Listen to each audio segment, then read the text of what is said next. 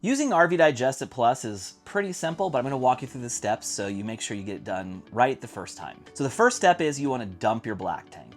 Step 2, we're gonna close the tank valve and we're gonna rinse the tank, and here's how we're going to do it. So there are several ways to fill your holding tank. Probably the simplest is just holding down your foot pedal until the tank fills up. But keep in mind, depending on the campground you're in or the water pump you're using if you're not hooked up, you could be getting anywhere from 1.5 gallons per minute to 3-4 gallons per minute. So even on the high side, you might be sitting there holding your flush pedal for many minutes waiting for that to fill up. So you may not wanna use that method. Another option would be to take a 5-gallon bucket where you can just pour water directly into the toilet. Alternatively, you could take a garden hose and run it down the toilet itself. The last option, also a good option, is you can use an external tank rinser or even one that is built into the tank itself. So you're going to turn the hose on and you're going to fill it from the backside. The one thing I would caution you is to make sure you don't overflow your toilet. So you want to have lots of water in there, but you also don't want to overflow it. And remember, you can't trust your sensors. So make sure you're watching your toilet to see how that level fills. And doesn't hurt to have a partner. So if they're outside with the hose, you can be watching inside and you can give them a quick yell to turn off the water so you don't overflow it.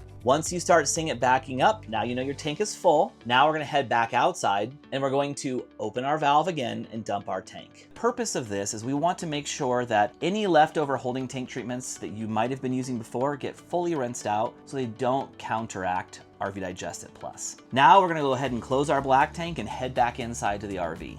Go ahead and hold down your foot pedal so you can add about 1 to 3 gallons of fresh water to your black tank. Now go ahead and fill your toilet bowl halfway full by holding your pedal halfway down. Let's go ahead and take our bottle and shake it real well. We want to make sure the bacteria that's at the bottom of the bottle is able to get into solution so that you can go ahead and get a nice mix.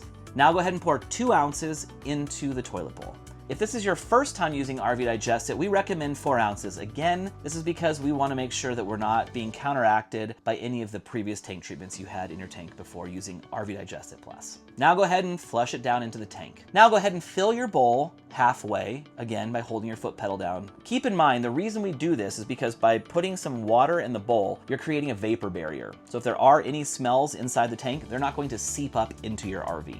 Now use your toilet as usual. One thing to keep in mind, water is your best friend when you're using RV Digestate Plus. So we recommend that whenever you flush the toilet, you hold your foot pedal down and count to 10. 1 Mississippi, 2 Mississippi. This is going to make sure that 2 things happen. Water stays inside the tank, which keeps the bacteria cool so it can thrive and live and do its job. If your tank gets too hot, it's gonna turn septic. And once it turns septic, odors become a problem. So keep your tank cool. Some people kind of get a little iffy when I talk about holding your foot pedal down for 10 seconds because they think they're going to fill their tank too quickly. But I can tell you a family of 4 following this practice will typically fill a black tank in 3 to 5 days. So you are fine to use the 10-second count method. The second thing it's going to do is it's going to make sure that you keep a level of water over your poop and paper. If you have a mound of poop and paper that's above the water level, there's nothing you can do to control this odor. But if you get that water level and keep it over your waist, now we can use the bacteria to control the odor. So if you start to get into a situation where you have some smells, maybe you're camping in high heat and a smell starts to show up, you don't need to add more product. All you need to do is add more water. Let's cool that tank down. Let's get those bacteria working again. So add a few gallons of water and I can almost guarantee you're gonna see almost immediate odor remediation. The last thing is, keep in mind it's never a good idea to drive your RV with full holding tanks. So if you can, dump your tanks before you hit the road. If you have to drive to a dump station or just take a short trip, that's probably fine, but it's a best practice to dump your tanks because you don't know how well they were installed and the last thing you want is a tank falling out while you're driving.